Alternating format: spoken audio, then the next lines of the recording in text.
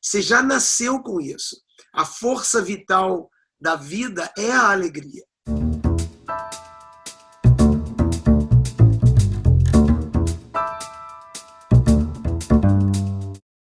Olá, bem-vindos ao canal Leila Riches Mais. Nossa entrevista hoje é com o rabino Newton Bonder. Ele é escritor, autor de mais de 20 livros e do best-seller A Alma Imoral. Ele também é um dos mais importantes líderes espirituais do Brasil. Olá, Bonder. Tudo bom, Leila? Prazer estar aqui conversando contigo. Agora que eu vi você, Bonder, obrigada por aceitar nosso convite. Bonder, nesses tempos de incerteza, de medo, com a pandemia do coronavírus que atingiu tão severamente o país, o que a religião tem para nos oferecer?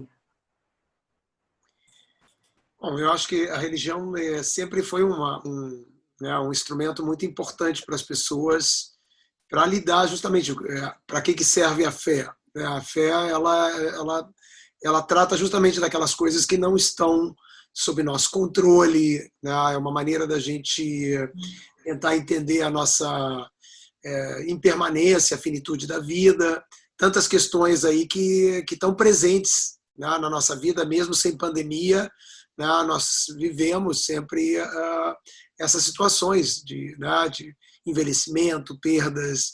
Então, a religião ela tem sempre essa incumbência de ajudar as pessoas nesse processo de vida, de acolher a vida com muita graça, né? E, ao mesmo tempo, da gente ter uma aceitação. Ela não é uma aceitação passiva, mas ela é uma maneira de você ter a sensação que, assim como você não pediu para nascer, né, você, pelo processo de vida todo, a gente é encaminhado sem que a gente, é uma coisa involuntária, né, crescer, envelhecer, e até a gente ser levado desse mundo. É uma tentativa de manter a gente em conexão com isso, né, da gente não achar que a gente faz parte de um projeto solitário, independente. Nós estamos vinculados a uma vida, e todas as tradições elas tentam colocar as pessoas nesse lugar, que é um lugar que deveria se feito da maneira correta, deveria produzir uma sensação de mais tranquilidade, de mais alegria mesmo na vida, com tudo que ela tem de bom e também as coisas difíceis. Essa é a função principal da religião? De certa maneira, sim, é uma maneira. A religião ela é uma maneira, é uma forma da gente se colocar na vida, né? Da gente se perceber parte de um projeto da vida. E é aí que vem nossa relação com Deus, a gente se perceber uma criatura de uma criação. São todas as linguagens que a religião tem, em que ela, desde tempos muito antigos, quando a gente não tinha ciência, o ser humano hoje é muito mimado, né? Porque a gente tem uma situação e a gente quer uma vacina em 6 meses, né? A gente queria em 1 semana, né?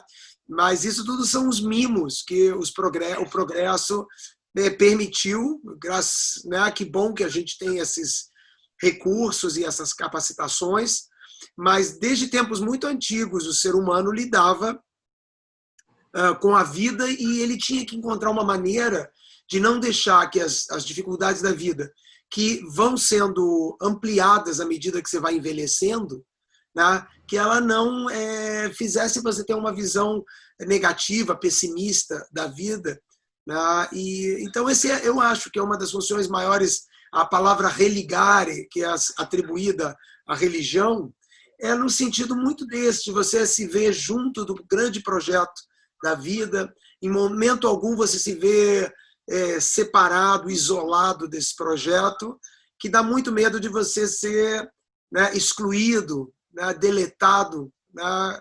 E, então, eu acho que é isso a função da religião, sim.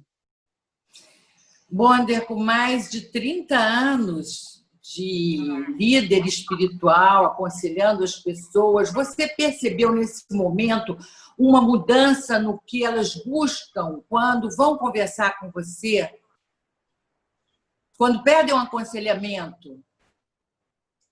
Olha, sinceramente, não. Eu acho que é um fenômeno que está só mais né, expandido a todos, mas eu acho que as pessoas, quando elas enfrentam dificuldades de vida, né, principalmente as relativas à saúde, elas têm as mesmas inquietudes, os mesmos temores.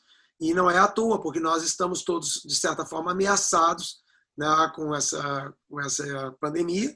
E então a nossa reação é muito próxima a essa que as pessoas já tinham na normalidade, que é como que a gente faz, como que a gente lida com perdas, né, como que a gente não deixa o medo crescer de forma a tirar a qualidade de vida da gente saber focar nas coisas que são possíveis, nas coisas boas, e não ficar, né, nem nesse estado de reclamação constante, frustração constante, depressão. Né? Então, eu acho que, de certa maneira, não há nada novo. Né? O que é novo nesse momento é que muita gente que estava fora, né, digamos, foi uma coisa que incluiu todo mundo nessa sensação, mas ela é muito humana e o ser humano já viveu situações iguais a essa, e já saiu de situações como essa, e assim será. E o seu estado de espírito em relação a tudo isso? Qual é hoje? De novo, assim, eu como todas, eu acabei de escrever um livro que não tem nada a ver com a pandemia, por acaso, é uma série que está sendo feita pela editora Rocco, e é um livro sobre alegria, né? Se chama Cabala e a Arte de Preservação da Alegria. Então, eu acho que assim, é muito interessante que esse livro acabou saindo em plena pandemia, porque eu acho que tem a ver com esse momento e, de certa forma, responde a pergunta que você está me fazendo. O que acontece? A minha vida, como a de todos, teve maiores restrições, projetos que tiveram que ser alguns adiados, outros abortados, né? Então, assim, o mundo hoje é um mundo de mais infelicidades, né? E isso que, graças a Deus, não tive diretamente, o que é a coisa mais tenebrosa nesse período, que é a perda da própria vida, a perda da vida de pessoas queridas, próximas, diretamente. Mas eu acho que esse livro ele é bem interessante porque ele diferencia o estar feliz do estar alegre, que normalmente as pessoas acham que é a mesma coisa. Se eu estou feliz, estou alegre. Se eu não estou feliz, não estou alegre. É um equívoco, porque a alegria ela independe de se você está feliz ou infeliz. Né? E é um livro muito interessante porque isso, eu vou trazendo uma série de historinhas com conhecimentos muito antigos, tentando ajudar as pessoas a entender o que é a alegria. Né? Porque a alegria ela não é a sensação de estar agradado ou desagradado, que é isso que é o feliz ou infeliz. A alegria é um estado de espírito, a alegria é uma disposição. Então, você pode estar chorando, chateado com alguma coisa que aconteceu e alegre. Porque é assim que faz uma criança. Isso é uma coisa muito da criança, né?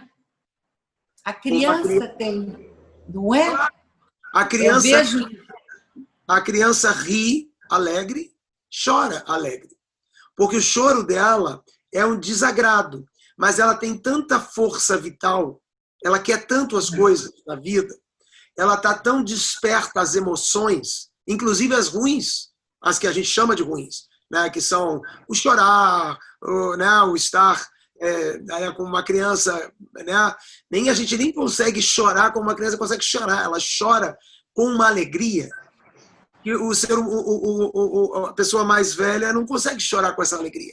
O nosso choro é um choro já culturalmente lapidado, sabe? É um choro vitimizado, é um choro assim, coitado de mim, que horror que me aconteceu. A criança não chora assim, ela chora como um grito, assim como ela grita de alegria, ela grita de choro. Ah, quero, ela que está com fome. É um grito de vida, é um grito de alegria aquele E choro. todo mundo pode aprender a cultivar isso dentro de si. Não, você não precisa aprender. Você já tem isso. Você tem que aprender a preservar.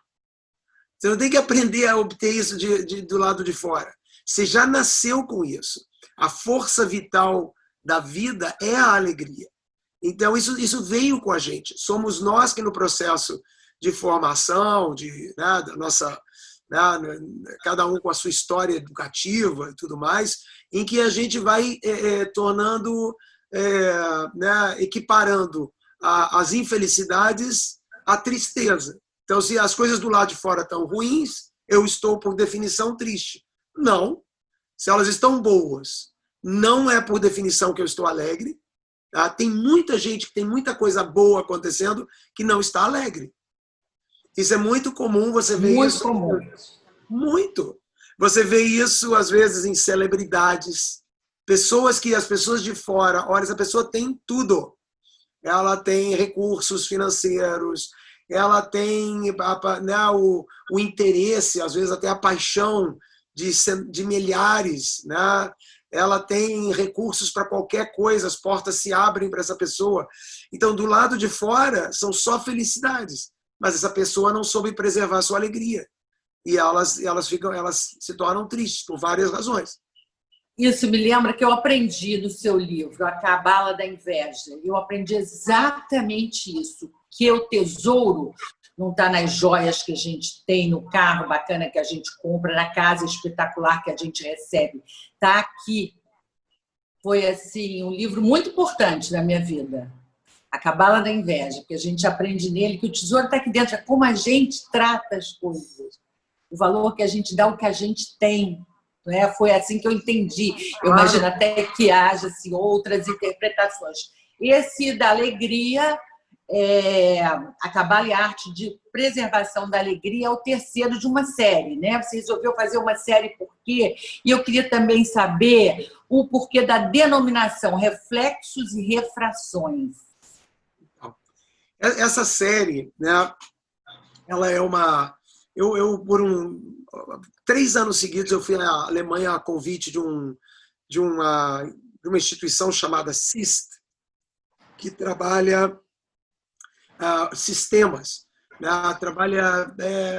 É uma instituição muito interessante que pensa o uso de sistemas, que pode ser aplicado para empreendedores, é aplicado até para a parte psicológica. Né? O fundador dessa instituição é o pai na Europa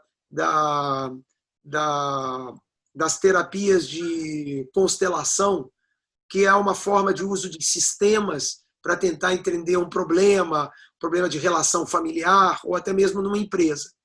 Então, eu fui fazer essas séries e eu fiquei muito... fui convidado para falar e eu fiquei muito interessado em explorar mais a ideia de um sistema. Então, quando eu voltei, eu até percebi que esses livros que você está mencionando, A Cabala da Inveja, eu escrevi lá atrás, tem mais de 30 anos isso. Cabala da Inveja, Cabala do Dinheiro. Dinheiro. Foi uma trilogia muito bem sucedida, né, em termos editoriais. E eu, naquela época, de uma forma muito intuitiva, eu usava a Cabala exatamente como um sistema. Era um sistema para entender alguma coisa. Então, quando eu estava falando de inveja, eu usava um sistema, deixa eu pensar em inveja. Então, eu uso um certo sistema para entender a inveja, ou o dinheiro. E eu voltei e disse, puxa, aquele período lá atrás, 3 décadas lá atrás, eu tive uma intuição de que isso era um material, que esse material era realmente um sistema. Então, eu voltei com esse desejo de fazer uma série. Até porque você vê que a gente agora, nesse período de quarentena e tudo mais, as pessoas já ficaram ainda mais aficionadas pelas séries que a gente tem de televisão, de Netflix, tudo isso. E se você parar para pensar, o que é uma série? Que é o velho modelo que a gente já tinha nas novelas. Uma série, ela é uma narrativa que fica muito enriquecida porque você tem por trás dessa narrativa um sistema. Qual é o sistema? Vários capítulos de uma primeira temporada, de uma segunda temporada. O que acontece quando você vai vendo aqueles capítulos? Não só tem uma narrativa naquele período que você está vendo, mas você vai conhecendo a realidade, vai conhecendo os personagens, vai conhecendo a realidade onde eles estão inseridos. Você vai ganhando uma qualidade, além da narrativa, de muito grande de envolvimento. Eram assim as novelas. Né? Começava uma novela, todo mundo, essa novela, que saudades da antiga, porque você tinha absorvido toda aquela realidade. Então, começava de frio, mas, de repente, 5, 10 capítulos depois, você estava tão envolvido, você já sabia quem eram os personagens, as características de cada um. Então, as narrativas elas ficavam muito mais ricas. Né? Então, Diziam até, eu me apeguei a esse personagem. Não me apeguei muito a esse personagem. Olha o ponto, né, que a gente chega de ligação com uma série, né, com uma novela.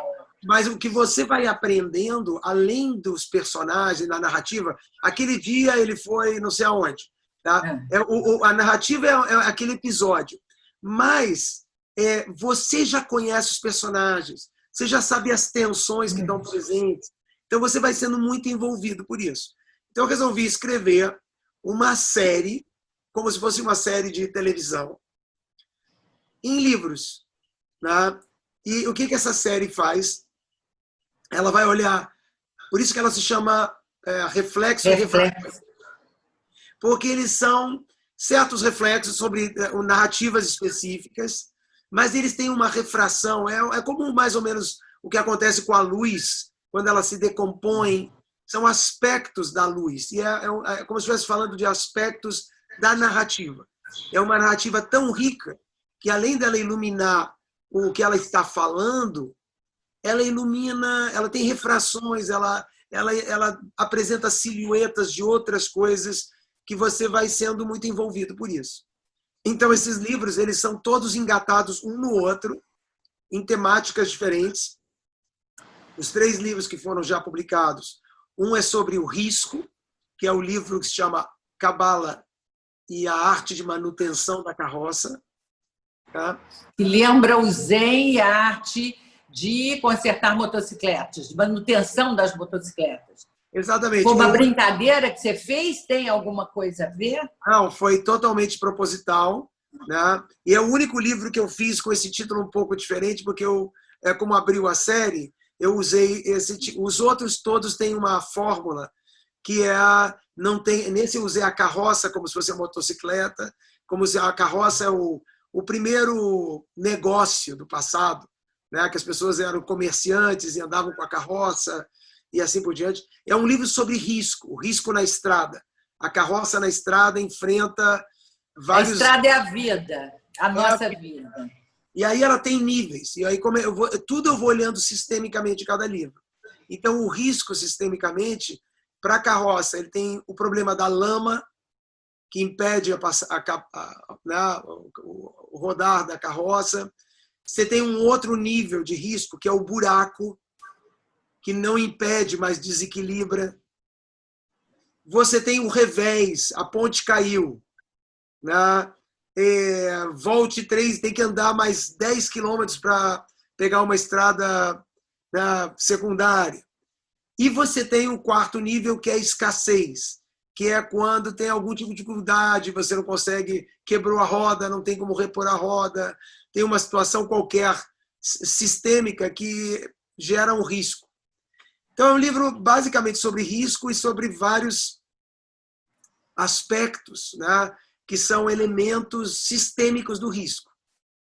A lama, o buraco, o revés e a escassez. E a gente aprende a lidar com isso. É uma orientação, né? Para lidar com essas dificuldades, com as adversidades de um caminho que é a nossa vida, né? Você sabe, Leila, eu escrevo, muitas vezes as pessoas acham que os meus livros, pelo tipo de temática, muitas vezes sapiencial, ele se aproxima muito do que as pessoas chamam de autoajuda. Só que, o que acontece com os meus livros? Eu não tenho as respostas nos meus livros. Por isso que eu não sei se eles são de autoajuda, acho que eles são de auto-atrapalhamento, né? Ao contrário, no bom sentido. Né? Porque as pessoas normalmente querem as respostas, e as respostas são normalmente muito pobres. Porque se tivesse resposta muito boa que servisse, tá? As pessoas já tinham comercializado, já tinha vazado de alguma maneira. Claro. A vida, ela é de boas perguntas. Então, assim, o que esses livros fazem? Todos eles levantam perguntas para você melhor se situar nessas temáticas que são abordadas. Se você se situar melhor, você vai poder chegar às respostas que são mais apropriadas na sua vida, nas suas circunstâncias, né? Mas, então, são livros de melhorar suas perguntas, de boas perguntas, mais do que respostas. E cada um, como eu falei para você na Cabala da Inveja, eu acho que eu tirei alguma coisa muito para mim, que não seria a mesma fórmula para todo mundo, porque são livros que são livros inteligentes, são livros para a gente refletir, não são livros para sair, sabe, ler e sair decorando aquilo e repetindo, porque o mais fácil hoje, que é muito comum, e a pessoa ouvir uma coisa, é fácil de repetir, e aí sai repetindo, né? Isso a gente tem visto muito até na política, porque é uma postura de não pensar, né? De não discordar, de não querer ouvir o outro.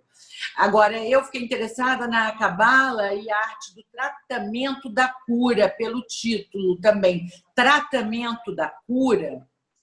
O que é Então, isso? exatamente. Todos esses livros, eles têm um qualificador, né? Um livro era sobre risco, né? E o que tem a ver com risco? Manutenção. O risco, ele depende o tempo todo de manutenção. Se você fosse arriscar, o que é um avião? Um avião é uma coisa muito arriscada. Se você vai lidar com uma coisa arriscada, o que você mais precisa fazer? Gerir o risco. Então, o que faz um avião? Se um avião não tiver uma boa manutenção, não voe, sabe? Porque risco sem manutenção é uma coisa, uma equação que não é boa, né? Acaba então, ali. Exatamente. Acaba logo ali. Então, o livro da cura, eu não sou médico, eu não tenho resposta, eu não sei como você se livra de uma situação né, de problema cardíaco ou respiratório, eu não tenho esse conhecimento. O que eu vou oferecer? Vou oferecer uma inteligência sistêmica sobre a questão da cura. Como que a cura deve ser tratada? Tratada não curada. Tratada no sentido de tem vários tipos de cura. E aí tem a mesma coisa que eu usei para o risco, eu uso para a cura. Então, numa dimensão existe tratar a dor, que é uma coisa física. Existe na dimensão emocional o sofrimento, que é uma doença, digamos, emocional.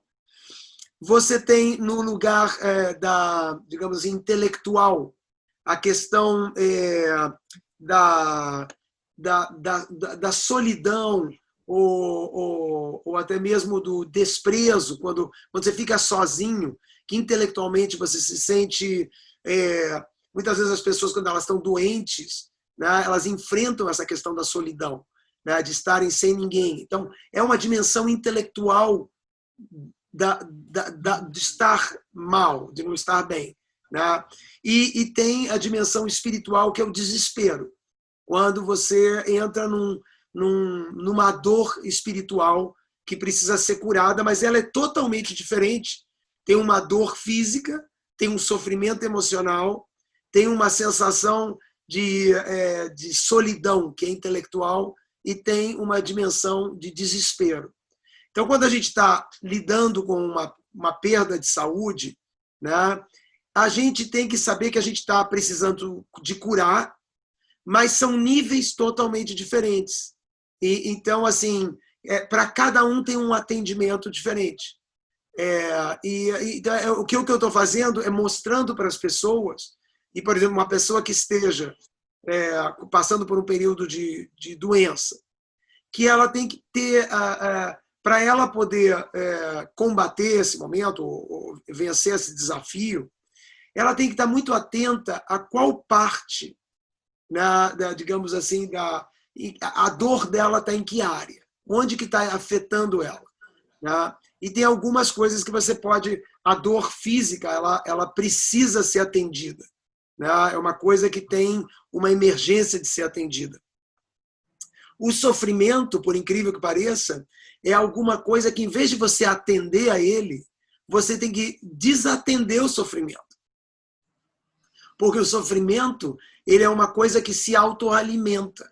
Então, em vez de você dar ênfase, como você faz a dor, quando você está com dor, você tem que correr para o dentista, você tem que correr para um lugar, você tem que se livrar da dor.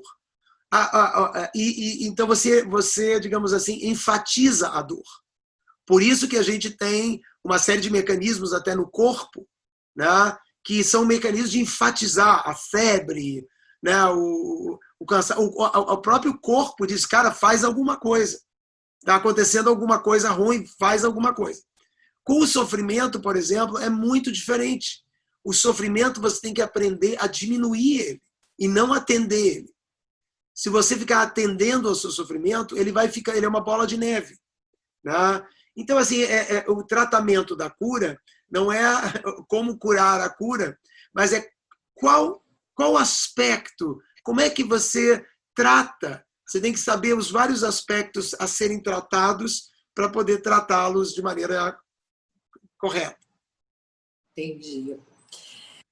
O Bonder, Alma e Moral, que é o seu livro mais conhecido, que teve um sucesso extraordinário no teatro, né, com a Clarice Nisquier, uma adaptação para o teatro formidável, sua e da Clarice Nisquier.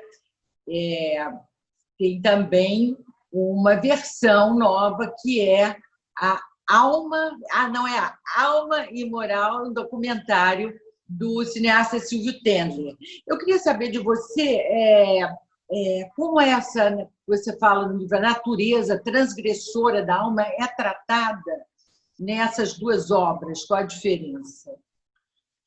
Então, esse filme, que está até disponível se alguém quiser, ele, desde que começou a pandemia, ele foi lançado no início do ano passado, e junto com o Silvio nós decidimos disponibilizar o filme. Então, ele é gratuito. Quem quiser, basta entrar no YouTube, Alma e Moral, e vai encontrar lá o filme. Tá? E é um filme muito bonito, assim, feito com... Tem coreografias da Débora Coker. Tá? Mas, como você estava dizendo, quando a gente foi fazer o filme, o desejo era fazer alguma coisa que tivesse, digamos assim, um outro olhar diferente do livro e da peça. O livro ele tem um olhar mais filosófico, né? Nesse lugar mais de pensamento mesmo, de construção de conceitos. A peça tem talvez um lado mais psicológico, de como que você lida com isso na sua vida. Né? Então, a adaptação enfatiza mais esse lado psicológico. E no cinema ficou um olhar mais, eu acho que político mesmo, né? Onde a gente vai fazer uma série de entrevistas.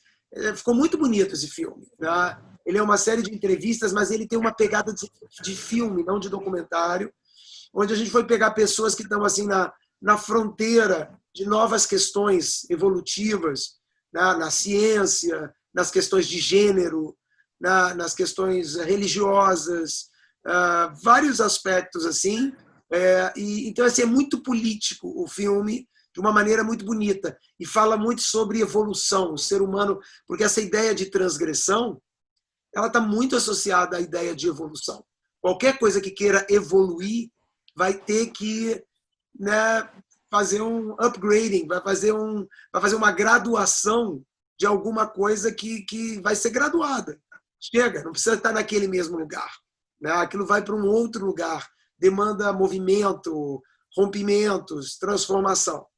Então, eu acho que com todo o temor que a gente tinha, porque o livro era muito bem sucedido, a peça muito bem sucedida, então fazer um filme, né, e não ser como muitas vezes são aqueles filmes, né, Alma e Moral 1, Alma e Moral 2, Alma e Moral 3, né, aquela coisa de querer usar o sucesso de alguma coisa. O filme ficou com uma característica muito particular, contendo os mesmos conceitos que estão no livro e que estão na peça, e são todos complementares. Eu acho que quem gosta quem já leu o livro, quem já viu a peça, veja o filme. Vai gostar, vai se sentir muito já,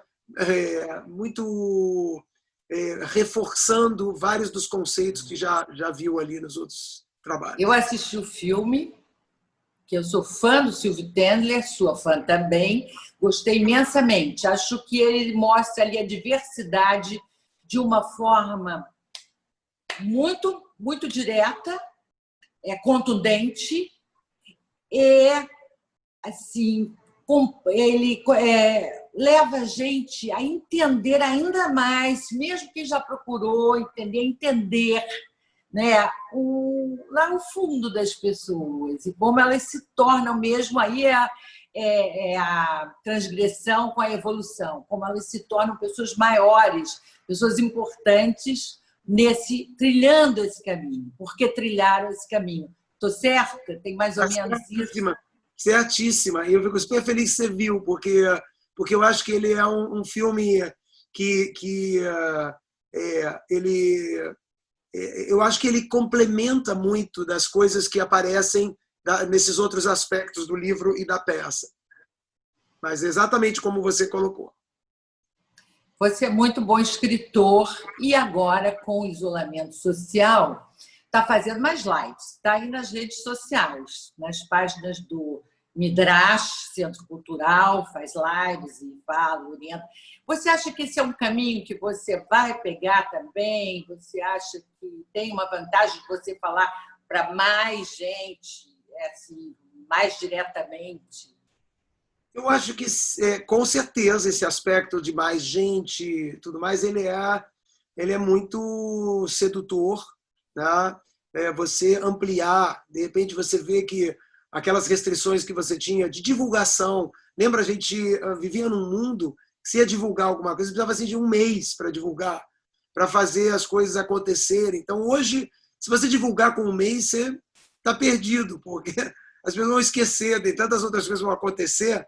Então, assim, você divulga coisas em 24 horas, ou a horas, ou na hora. Né? O Instagram é muito assim. Você olha assim, uma live, e você olha e começa a seguir. Então, zero preparativo. Então, por um lado, é espetacular. É assim, um turbilhão de possibilidades. Por outro, todas essas mídias, você conhece isso muito bem, Leila, porque você é uma produtora de conteúdo há muitos anos e mestra nisso, né? Conteúdo precisa de conteúdo. Então, assim, é um desafio, porque você tem que regular isso, porque se você quiser fazer as coisas muitas vezes, né, você mesmo não vai fazer de uma maneira apaixonada, né, vai começar a virar uma coisa que fica entremeada com a sua vida pessoal, né? Então, tem uma construção que o mundo está aprendendo a lidar. E são etiquetas que tecnologia sempre traz isso. Né? Você imagina que quando as pessoas colocaram um telefone dentro de casa, aquele telefone pretinho que rodava né, discava rodando né? A descagem, né? Quando elas botaram aquilo dentro da casa delas, uma pessoa podia visitar você a hora que ela quisesse. Até então, para fazer uma visita, né, alguma coisa assim, entrar na sua casa, alguém tem que chegar lá, tem que ser um horário adequado, tem que bater na porta. Né? E o que aconteceu? O telefone é uma coisa que botou no meio da sua casa uma porta para a rua. Então, qualquer pessoa, a hora que quisesse, podia ligar para você. Né? Todos nós, já naquela época, tínhamos 2 da manhã, ligavam um trote. Né? Mas aquilo era uma novidade na vida das pessoas. Né? Então, como lidar com aquilo? Como não fazer que aquilo seja, além das coisas positivas que traz, não tenha as coisas negativas? Então, não sei, eu acho que eu tenho experimentado, até por necessidade, porque a gente não pode estar no mesmo lugar. Então, a gente usufrui das benesses desses aplicativos todos, que é ampliar público e tudo mais. Mas isso tem que ser ancorado em alguma essência, algum conteúdo. Então, assim, Eu acho, assim, por incrível que pareça, às vezes você escrever um livro, né, você leva meses escrevendo um livro, e aí você faz o livro chegar, e a pessoa compra o livro e não lê o livro, deixa o livro em cima da mesa, e é tão difícil você chegar à pessoa. Se você pensar essa cadeia toda, e imaginar que eu posso dizer, live do Newton Bonder, Instagram, aparece lá, o cara aparece lá e recebe alguma coisa naquele momento, é óbvio que esse é um instrumento muito mais poderoso, supostamente, do que o livro. Mas para conteúdo não é. Né? Para conteúdo não é.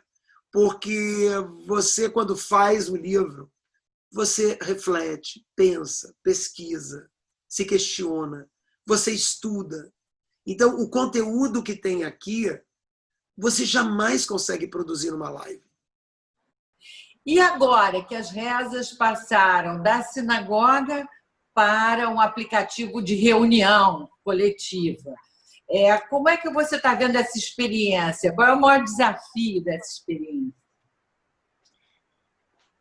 Assim, o desafio é manter o quão possível a sensação comunitária, né?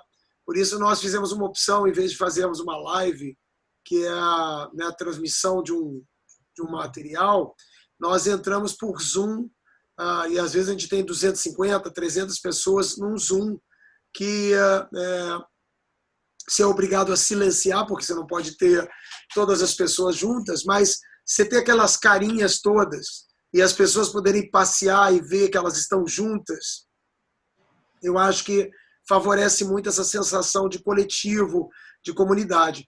Então, a gente tem feito isso. Mas eu acho que o sentido maior de uma comunidade, uma congregação, é estar juntos, né? E isso é um momento de sessão, que a gente tem que fazer alguma coisa diferente. Mas eu acho que assim que esse momento terminar, as pessoas vão gradualmente ganhar confiança de novo, e o ser humano ele é gregário, ele é. Eu li umas coisas muito interessantes que as pessoas diziam que depois da gripe espanhola, que as pessoas iam ficar muito assustadas de morar em cidades grandes, que ia começar um processo de saída das pessoas da cidade grande em direção ao interior, né, vidas mais pacatas e tudo mais. Não foi o que aconteceu. As cidades tiveram mais dinamismo ainda e cresceram. As pessoas gostam de estar juntas, as pessoas gostam de celebrar a vida coletivamente. Então, tem coisas que vão ficar pela tecnologia, tem coisas que vão, por um tempo, nos lembrar que a gente não pode ter essa permissividade, muitas vezes, exatamente porque a gente mora em grupos muito grandes. O nosso famoso beijinho para cá, beijinho para lá, se encostar, né? Isso realmente não é uma coisa que é boa. A gente, até antes dessa pandemia, a gente se surpreende que a gente ficava tão gripado, toda hora a gente tem uma virose, sim, porque a gente se beija. Eu, muitas vezes, como rabino, vou, né, numa cerimônia, sei lá, eu devo dar 400, 500 beijos, né? Porque você encontra um monte de gente e é a nossa maneira de... Isso não vai poder mais no sentido... Isso nunca foi uma coisa saudável, sabe? O comportamento vai mudar. Agora, outra coisa que eu queria saber de você, se vai mudar, porque eu li que você, numa entrevista para uma revista gaúcha, no ano passado, antes da pandemia, em dezembro, você disse: nós nos transformamos em uma humanidade muito imediatista e individualista. Você acha, Bonder, que milhões de contaminações e mortes por Covid-19 depois, nós vamos mudar, vai haver mais compaixão, mais empatia entre as pessoas? Não, eu não acho que isso vai acontecer pela pandemia. Na verdade, na pandemia nós tivemos episódios muito ruins, tá? Não só em relação aos governantes, a postura, tá? Ainda prevaleceu os interesses econômicos, políticos, estavam à frente dos interesses, talvez, coletivos. Nós vimos muitas coisas feias que a gente não está... A gente nem quer sublinhar isso, porque é ruim. Né? Nós vimos países mais poderosos tentando se apropriar de ventiladores, de respiradores. Né? A gente viu uma situação que realmente as coisas não se resolvem assim. As coisas são evolutivas, o mundo está caminhando para um mundo melhor. Eu tenho certeza disso. A inteligência ela produz sensibilidade, ela produz resultados com o passar do tempo. Mas é muito difícil vencer o comportamento animal do ser humano. Né? Então, isso eu não tenho esse olhar romântico. Eu não acho que a pandemia nem foi inspiradora, apesar da gente ter muitos movimentos de compaixão, sempre tivemos, quando a gente olha no mundo no nosso país, onde a gente tem tanta precariedade, e você vai olhar como as pessoas se mantêm, às vezes, com tanta pobreza e precariedade, você vai descobrir que existem redes de ajuda de pobre para pobre. Há uma solidariedade, uma compaixão enorme no ser humano que mantém o mundo rodando e acontecendo na normalidade, na pandemia, e o que a gente precisa é evoluir individualmente, coletivamente. Isso é um processo longo. Né? Eu sou de uma tradição que lá o patriarca Abraão sonhava com um mundo que há 4.000 anos atrás ainda não aconteceu.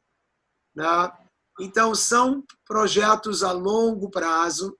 A gente tem que ter paciência, perseverança, e a gente tem que se fazer ativo num processo de melhoria de nós mesmos e do mundo à nossa volta. Esse é um longo processo, só que ele precisa da gente. Não é porque ele é longo que eu posso dizer, então tá, não tenho que me preocupar com ele. Não, é do seu esforço que ele vai acontecer ou ele vai demorar muito mais ainda.